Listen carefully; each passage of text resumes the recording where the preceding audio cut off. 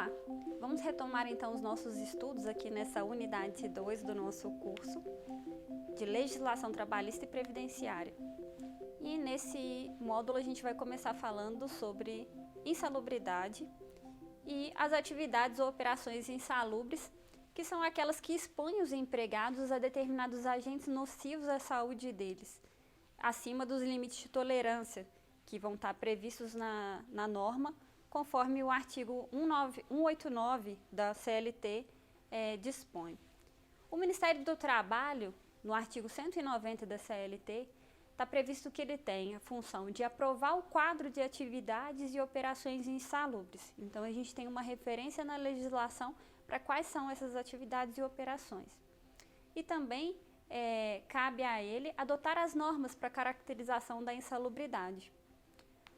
As atividades insalubres estão previstas na norma regulamentadora número 15 da portaria 3.214 de 1978, e ela descreve os agentes químicos, físicos e biológicos que são prejudiciais à saúde do empregado.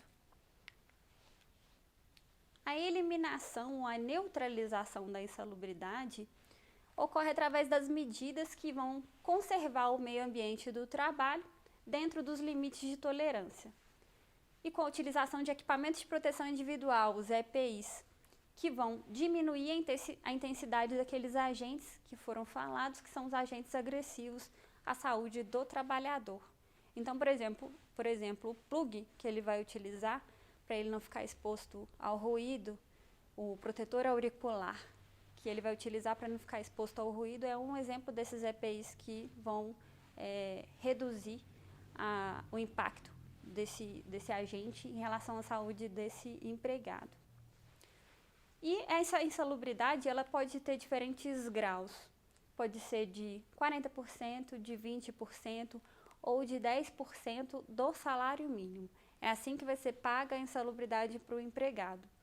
Isso vai depender da exposição, então, que ele vai ter esses agentes que foram mencionados, sendo que o 40% é o grau máximo e 10% o grau mínimo, conforme o artigo 192 da CLT.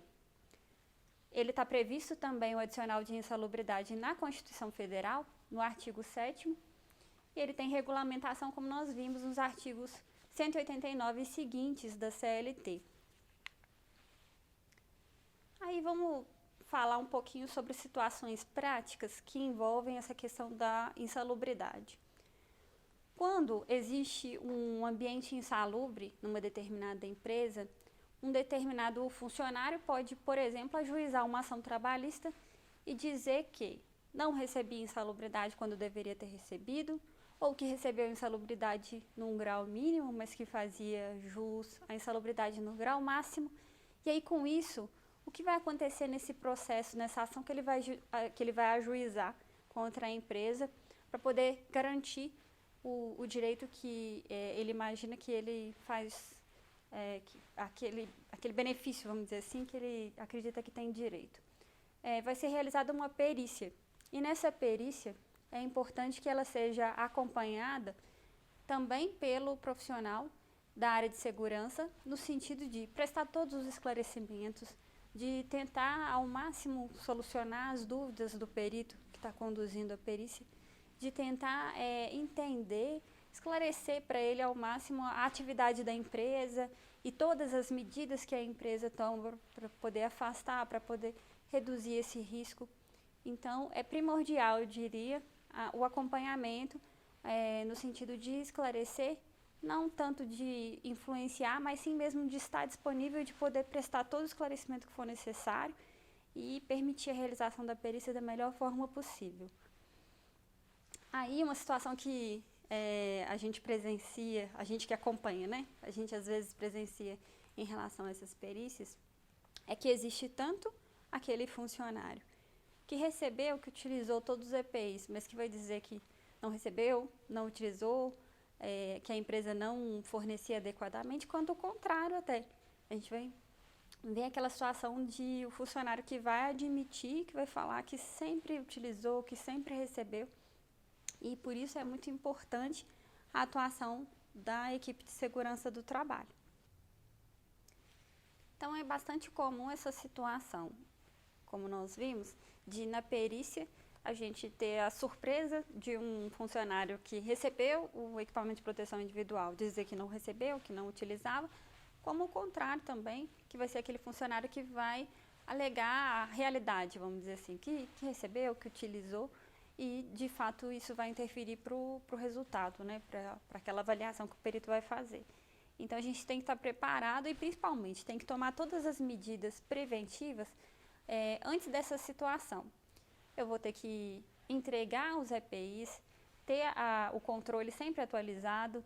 É importante que esse controle seja atualizado no momento da entrega, ou seja, que o funcionário não deixe para assinar depois o documento, falando, nesse momento estou correndo, estou com pressa, vou poder assinar agora. Pode ser que até o profissional de segurança queira, no sentido até de não prejudicar as atividades desse funcionário, autorizar que ele faça dessa forma. Mas o que não pode acontecer nunca é de ele assinar o documento, deixar de assinar o documento ou de assinar, às vezes, tempos depois, de uma maneira que vai fragilizar, vamos dizer assim, aquela importante defesa que você vai ter para utilizar num processo trabalhista, se for necessário. Aí uma outra situação também, até engraçada, vamos dizer assim, que os produtos químicos que são utilizados em determinadas empresas, eles têm uma finalidade específica. Então, se eu tenho um determinado produto para poder remover uma mancha, vamos dizer assim, a finalidade do produto é aquela e não ser utilizado como um sabonete, como um produto de higiene pessoal. Mas na pressa, às vezes, pode acontecer. E aí é que entra o papel importante da fiscalização, de garantir que cada produto químico que tiver à disposição, ele vai ser utilizado por quem tem conhecimento, treinamento, condições de utilizá-lo da melhor forma possível, na quantidade certa, e que jamais um produto químico vai ser utilizado de maneira a se tornar um risco para o empregado. Então, por exemplo, essa situação de o empregado lavar as mãos com um produto químico que pode causar um dano sério para a pele dele e pode causar até uma doença a longo prazo, enfim. Outra situação que é importante a gente saber e que, na verdade, muitos de vocês já devem ter essa noção, de que, em relação ao equipamento de proteção individual, o exemplo vem de cima. Então, se a gente tem o coordenador, o gerente, até mesmo o diretor da empresa, utilizando os equipamentos de proteção individual, fica muito mais fácil você convencer, você mostrar para o funcionário a importância daquele equipamento. Significa que a regra é para todos e que todos observam porque sabem da importância da regra. Se a gente não tiver esse envolvimento de todos na hierarquia com essa finalidade, a gente muito provavelmente não vai ter adesão de todos e isso vai causar um sério impacto nas atividades da empresa, gerando a possibilidade do risco do passivo trabalhista, que assim a gente chama quando as regras, as normas trabalhistas são descumpridas. Então, é muito importante a gente conseguir envolver todo mundo nesse mesmo ideal, vamos dizer assim.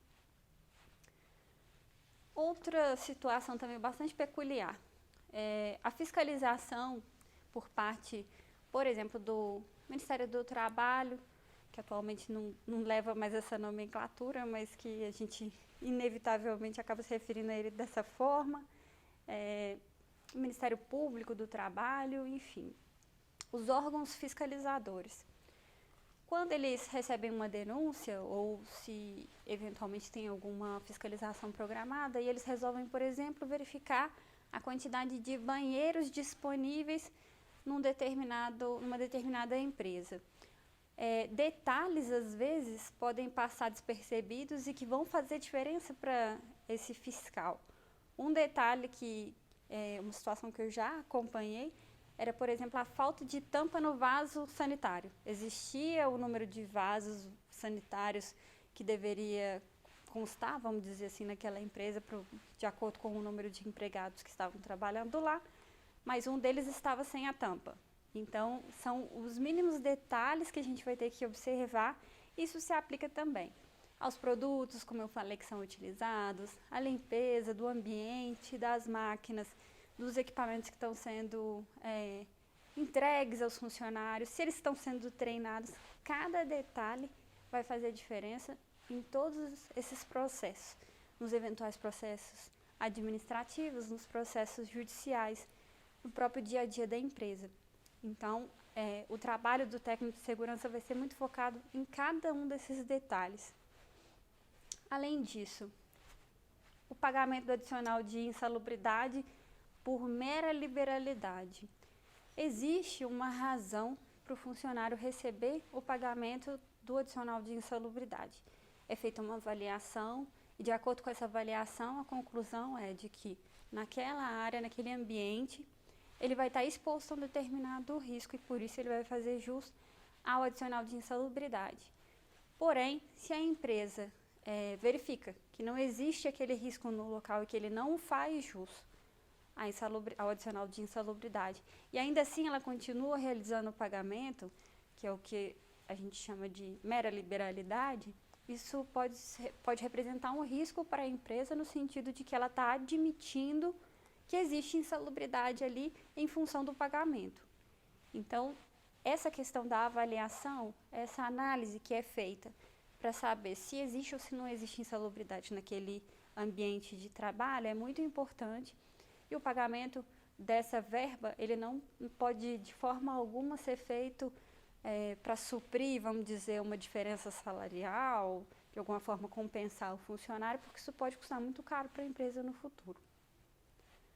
A quantidade de EPIs que a empresa compra pode ser uma tese de defesa, vamos dizer assim, em caso de eventual alegação de descumprimento de norma, de que não estariam sendo entregues os EPIs da forma devida, na quantidade devida. Porque, afinal de contas, a empresa não compra os EPIs para deixar estocado, para deixar armazenado. Ela entrega tudo aquilo que ela compra, a finalidade é que seja entregue e distribuído para os empregados, para os funcionários poderem utilizar. Então, se você conseguir demonstrar que a quantidade de EPIs que são comprados, a finalidade é atender exatamente o número de empregados que você tem, você vai ter mais uma forma de demonstrar que você realmente está entregando, fiscalizando, que eles estão atingindo a finalidade deles. A medida disciplinar. Medida disciplinar é um recurso que pode e deve ser utilizado como uma estratégia também de defesa, no sentido de comprovar que a empresa sempre fiscaliza o uso dos equipamentos de proteção individual e que, eventualmente, se um funcionário não utilizar, ele vai estar sujeito à medida disciplinar. No entanto, o alerta que eu faço em relação a isso é que o mais importante é a conversa, é o contato diário com cada um dos funcionários que deve utilizar aquele equipamento para demonstrar, para convencer no sentido da importância daquele equipamento para a proteção dele, para que ele tenha uma qualidade de vida melhor, para que ele fique resguardado, para que ele esteja seguro.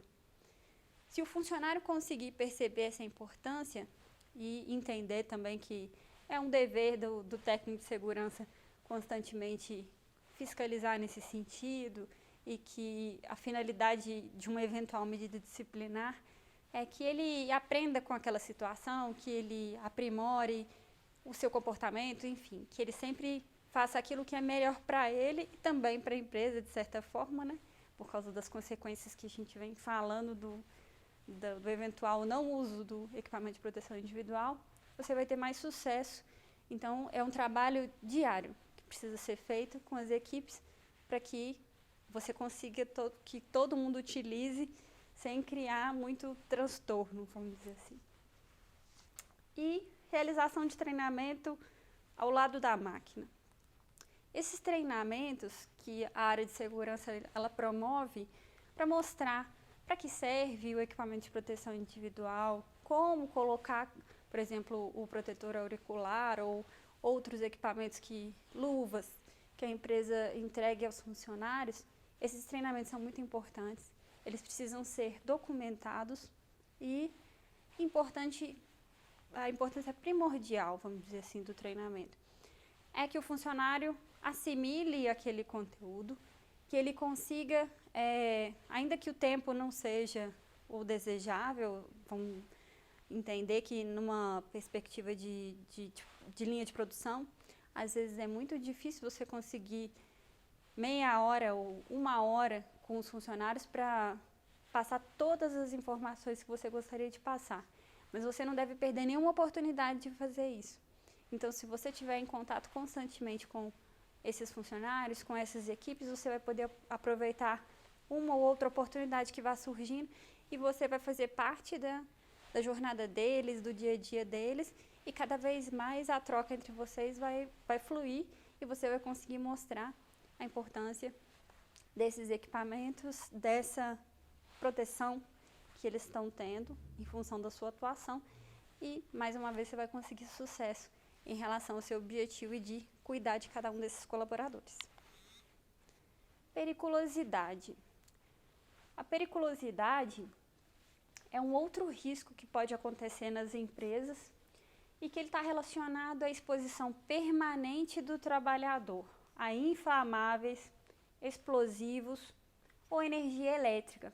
E ainda tem mais algumas situações, que são roubos ou outras espécies de violência física.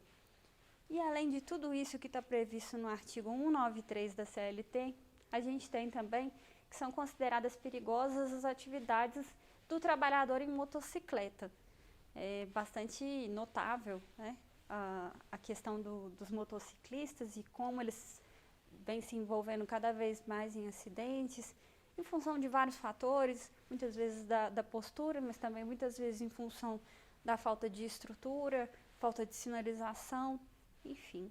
Então, são muito comuns os acidentes e essa foi uma alteração que aconteceu no sentido de considerar também a atividade perigosa aquela do trabalhador em motocicleta.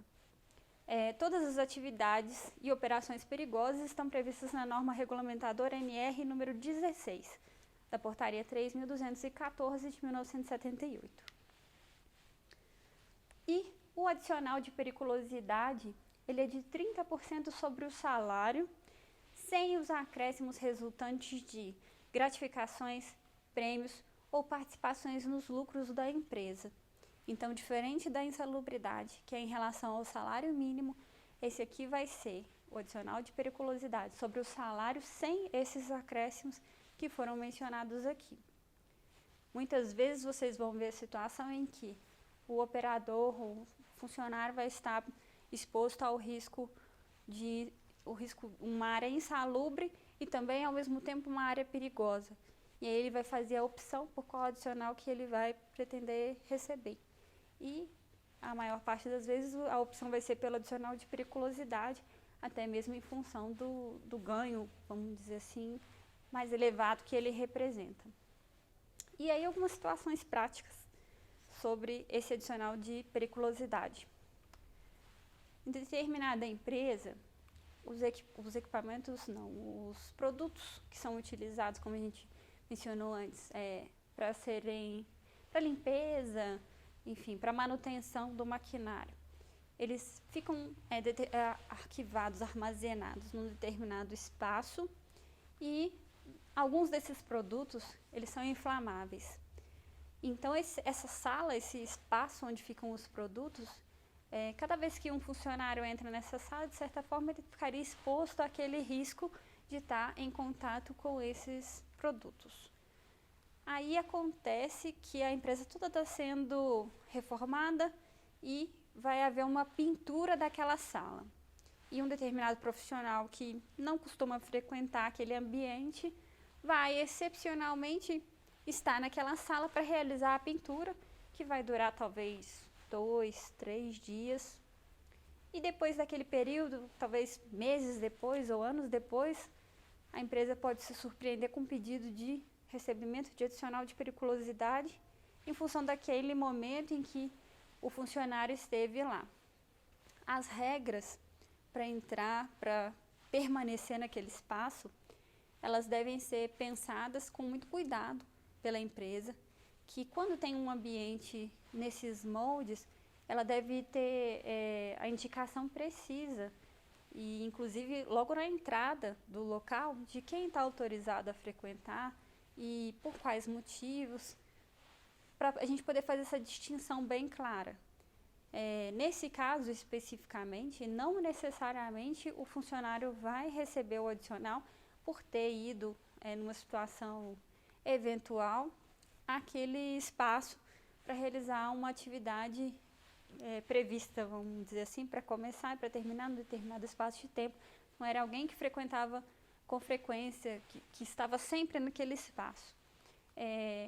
Porém, são várias as situações, então o tempo todo a gente precisa ter um senso crítico muito apurado para fiscalizar, para observar quais são as atividades desenvolvidas por cada profissional e se de alguma forma, em algum momento, ele fica exposto a uma condição perigosa, como a gente está vendo aqui nesse ponto. O acompanhamento do abastecimento de veículo ou de empilhadeira é uma outra situação também que exige toda uma metodologia, toda uma previsão nas normas internas da empresa sobre quanto tempo leva, qual o espaço adequado para ser realizado, o abastecimento, quais são os equipamentos de proteção que devem ser utilizados, quem são os funcionários que estão autorizados a fazer, se eles fizeram o treinamento devido para realizar aquela atividade. Então, tem toda uma preparação, um planejamento para que aconteça cada uma dessas atividades no sentido de diminuir, evitar ou diminuir pelo menos o risco ao qual vai estar exposto cada um desses funcionários no momento que estiver desenvolvendo essa atividade. Eu coloquei para vocês uma referência também de uma notícia do Conju, do consultor jurídico, do dia 6 de dezembro de 2019. Ela fala sobre adicional de periculosidade e insalubridade que não são devidos ao mesmo tempo. Essa é uma discussão que a gente vai vivenciar diversas vezes, tanto no nosso dia a dia, quanto aqueles que trabalham como advogados, principalmente, no sentido de decisões no sentido de aceitar que sejam acumulados esses adicionais e outras no sentido de que não seria possível acumulação, sendo que o entendimento majoritário é de que não seria possível essa acumulação. E aí entra naquela situação que eu descrevi para vocês antes, de que os funcionários muitas vezes optam por receber o adicional de periculosidade, que é mais vantajoso. Aí, falar de acidente de trabalho, esse é um tema muito importante, que a gente começa a ver aqui algumas referências sobre ele, e por isso eu coloquei logo de cara uma notícia que é alarmante e que mostra para nós, que trabalhamos diretamente com essa situação, mas que é evidente também até para quem não é dessa área, que é um tema muito importante que precisa ser tratado com muita atenção. A cada 3 horas e 40 minutos, uma pessoa morre por acidente de trabalho. Diversas vezes, tenho certeza de que vocês já presenciaram, na rua, enquanto estavam caminhando, pessoas se colocando em situações, enquanto estavam desempenhando suas atividades, de risco. Que, por exemplo, o mais comum, eu acho, é a gente ver alguém fazendo uma pintura num prédio e que não está usando o cinto de segurança, que não está devidamente preso e que pode correr o risco de cair, de despencar lá de cima e gerar um acidente fatal. Mais notícias. O Brasil ocupa a 4ª posição no ranking de acidentes de trabalho. Quer dizer, a gente é referência no sentido negativo de que muitas pessoas sofrem lesões ou até mesmo morrem em função de acidente de trabalho. O número de mortes por acidente de trabalho volta a crescer após 5 anos. Essas notícias são bem recentes. Essa segunda é de 16 de maio de 2019, ou seja, essa situação é a situação atual que a gente vai ver no dia a dia e com a qual a gente precisa se preocupar. A definição de acidente de trabalho para o Tribunal Superior do Trabalho, o TST, é de que o acidente de trabalho é o que ocorre pelo exercício do trabalho a serviço da empresa ou pelo exercício do trabalho dos segurados referidos no inciso 7º do artigo 11 da lei, provocando lesão corporal ou perturbação funcional que cause a morte ou a perda ou redução permanente ou temporária da capacidade para o trabalho. Então, são vários níveis, vamos dizer, de possibilidades de comprometimento pelo acidente do trabalho. Tem algumas normas de referência aqui em relação a esse assunto que a gente vai continuar abordando, como a Lei 8.213, de 1991, que faz referência aos planos de benefícios da Previdência Social, e também a Instrução Normativa do INSS, número 77, de 2015, bastante importante, que trata das rotinas para agilizar e uniformizar o reconhecimento de direito dos segurados e beneficiários da Previdência Social. As doenças profissionais e ou ocupacionais são equiparadas a acidentes do trabalho.